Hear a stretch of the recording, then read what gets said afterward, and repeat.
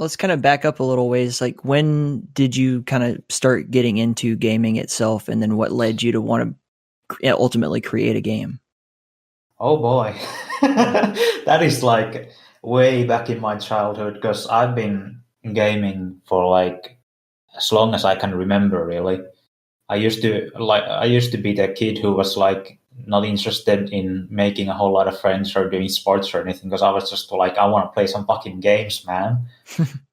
So I was always just playing like Crash Bandicoot and stuff. And when we initially got a PC in like mid 2000s, I got really into Game Maker, which is like a really simplified game development platform, or at least was back then. I don't know how it is anymore, but so I used to make these really bad platformers, and that was more of just like a little fancies thing. And then properly, I got into game development a couple of years back when I was thinking about education.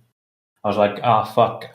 What are things I like? I like movies. I like music. Well, I didn't get into any movie or music schools. Fuck it, I'll do game development. Yeah. And then I just like, sort of, as soon as I started actually making a game, I was like, okay, this is actually, I really, really enjoy this. I need to do this as much as I can.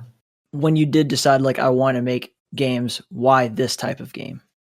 Well, previously I was, me and a friend from a previous school who's also actually helping with this game, that's Tony Stiel.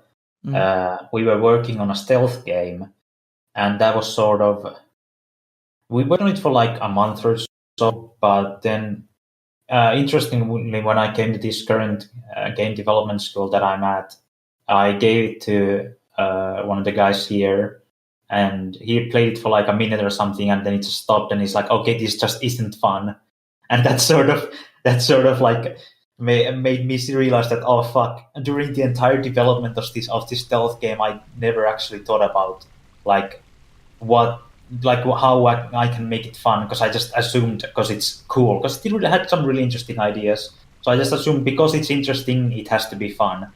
But obviously that didn't happen. So then I sort of started to, like I scrapped the whole idea. I'm like, okay, I need to think of everything that I think is fun. I think over the top action is fun, over the top cartoonish violence is fun.